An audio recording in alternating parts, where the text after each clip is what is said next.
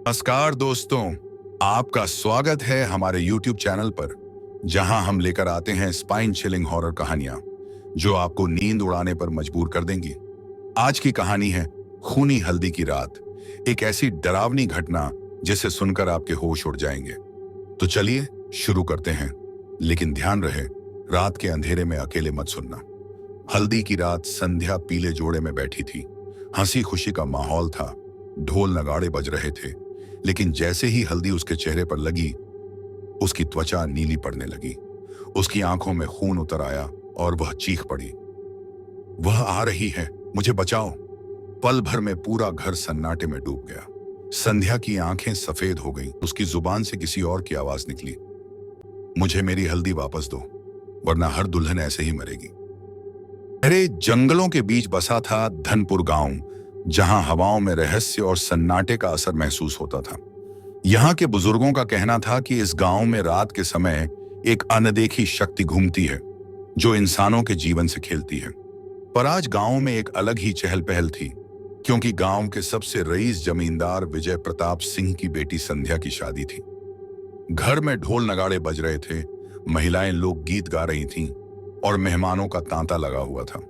हल्दी की रस्म के लिए एक बड़ा चौक तैयार किया गया था, जहां पर संध्या को हल्दी लगाने के लिए बैठाया गया। वह पीले जोड़े में बेहद खूबसूरत लग रही थी, लेकिन उसकी आंखों में एक अजीब सी घबराहट थी। हल्दी का थाल लाया गया। उसकी मां ने प्यार से उसके चेहरे पर हल्दी लगाई, लेकिन जैसे ही पहली हल्दी उसके गालों पर लगी, अचानक उसकी गाल नीली पड़ने लगी। मम्मी, ये क्या हो रहा है? संध्या की आवाज कांप रही थी। उसके हाथ सुन्न पड़ने लगे और उसकी आंखों के नीचे गहरे काले निशान उभरने लगे। कुछ ही पलों में उसकी आंखें सफेद पड़ गईं और उसके शरीर में अजीब झटके आने लगे। घर में अफरा तफरी मच गई। उसकी मां सावित्री देवी ने घबराकर उसे पकड़ा। संध्या, क्या हो रहा है तुझे? लेकिन संध्या की आंखों में अब कोई पहचान नहीं बची थी। उसकी जुबान लड़खड़ाने लगी और अचानक वह जोर से चिल्लाई, वह आ रही है, मुझे बचाओ, वह मुझे लेने आ रही है। अगले ही पल वह बेहोश होकर जमीन पर गिर गई। संध्या की हालत देखकर गांव के सभी लोग सकते में आ गए। किसी को समझ नहीं आ रहा था कि आखिर ये क्या हो गया। विजय प्रताप सिंह ने तुरंत डॉक्टर को बुलाया। डॉक्टर ने उसकी नब्ज देखी और माथे पर हाथ रखा। फिर धीरे से बोले, इनका शरीर तो बिल्कुल ठंडा पड़ चुका है, पर यह मरी नहीं है। संध्या की मां चिल्लाने लगी, तो फिर इसे क्या हो गया डॉक्टर साहब? डॉक्टर असमंजस में था, लेकिन तभी गांव के सबसे बुजुर्ग व्यक्ति बाबा मधुसूदन वहां आ गए। उन्होंने संध्या की तरफ देखा और उनका चेहरा फक पड़ गया। हे भगवान, यह वही हल्दी है, वही श्रापित हल्दी। सबने चौंक कर उनकी तरफ देखा। बाबा, ये आप क्या कह रहे हैं? विजय प्रताप सिंह ने पूछा। बाबा मधुसूदन ने गहरी सांस ली और बोले, आज से 50 साल पहले इसी गांव में एक लड़की थी, गुलाबो। उसकी भी शादी थी और उसकी हल्दी की रात ऐसा ही हुआ था। हल्दी लगते ही उसका शरीर नीला पड़ गया था और अगले ही दिन उसकी रहस्यमयी मौत हो गई थी। लेकिन गुलाबो की मौत के बाद उसकी आत्मा ने बदला लेना शुरू कर दिया। उसने कसम खाई थी कि इस गांव की कोई भी लड़की हल्दी की रस्म पूरी नहीं कर पाएगी। तभी से इस गांव में शादी करने से पहले हल्दी की रस्म को टाल दिया जाता था।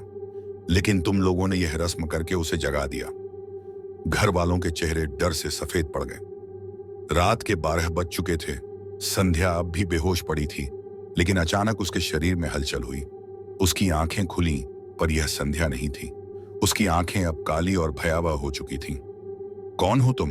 बाबा मधुसूदन ने कांपते हुए पूछा। संध्या के चेहरे पर एक भयानक मुस्कान आई। मैं आई हूं अपनी हल्दी पूरी करने। फिर अचानक कमरे की सारी लाइटें झपकने लगी। खिड़कियां जोर जोर से खुद ब खुद बंद होने लगी। घर के बाहर कुत्ते भौंकने लगे और हवाओं में किसी औरत के चीखने की आवाज गूंजने लगी। संध्या उठी, लेकिन अब वह हवा में तैर रही थी। उसकी आवाज में गूंज थी, 50 साल हो गए, पर मेरी हल्दी अधूरी रह गई थी। अब मैं किसी और की हल्दी पूरी नहीं होने दूंगी। बाबा मधुसूदन ने मंत्र पढ़ने शुरू किए, लेकिन संध्या की आत्मा जोर से हंसी और उसने हवा में हाथ लहराया। अचानक पूरा घर हिलने लगा। हल्दी का पूरा थाल खुद ब खुद उठकर हवा में घूमने लगा और जमीन पर गिरते ही खून में बदल गया। अब तक पूरा गांव इकट्ठा हो चुका था। किसी को समझ नहीं आ रहा था कि क्या हो रहा है। तभी संध्या की मां जमीन पर गिर पड़ी और चिल्लाने लगी, हे भगवान, मेरी बेटी को बचा लो। बाबा मधुसूदन ने तुरंत एक तांत्रिक को बुलवाया। तांत्रिक ने आते ही जमीन पर एक बड़ा यंत्र बनाया और उसमें आग जलाई। फिर उसने आदेश दिया, संध्या को इस चक्र के अंदर लाओ। गांव के 4 मजबूत आदमी बड़ी मुश्किल से संध्या को उस यंत्र में लाए। तांत्रिक ने तेज आवाज में मंत्र पढ़ने शुरू किए। संध्या की आत्मा तड़पने लगी। नहीं, मुझे जाने दो, मेरी हल्दी अधूरी है। लेकिन तांत्रिक ने मंत्र जारी रखे। धीरे धीरे संध्या का शरीर कांपने लगा। उसकी आंखों से आंसू बहने लगे। फिर अचानक उसके मुंह से गुलाबों की आवाज निकली। मुझे इंसाफ चाहिए था। मैंने जो किया वह बदले की आग थी, पर अब मैं मुक्त हो रही हूं। इतना कहकर संध्या ने एक लंबी चीख मारी और उसके शरीर से एक काले धुएं की लहर निकली जो हवा में घुल गई। संध्या जमीन पर गिर गई और फिर आंखें खोल दी। अगली सुबह संध्या पूरी तरह ठीक थी। गांव वालों ने राहत की सांस ली। लेकिन कुछ अजीब हुआ। जब घर के नौकरों ने हल्दी के बर्तन को उठाया तो उन्होंने देखा कि हल्दी अब भी लाल थी और उसमें से अब भी हल्की हल्की चीखों की आवाज आ रही थी। गांव के बुजुर्गों ने फैसला किया कि इस हल्दी को हमेशा के लिए गंगा में प्रवाहित कर दिया जाए।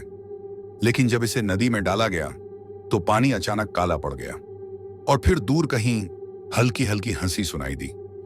क्या सच में हल्दी का श्राप खत्म हो गया था या अब भी कुछ बाकी था? दोस्तों, अगर आप इस कहानी का पार्ट 2 भयानक अंत के साथ देखना चाहते हैं तो कमेंट बॉक्स में यस जरूर टाइप करें और हम आपके लिए इस कहानी का अगला भाग लेकर आएंगे।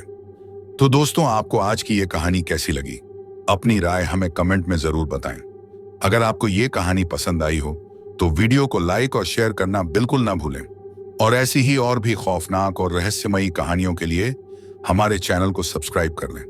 हम फिर मिलेंगे एक नई डरावनी और रोमांचक कहानी के साथ। तब तक अपने दिल को थामे रहिए, क्योंकि डर अभी बाकी है मेरे दोस्त।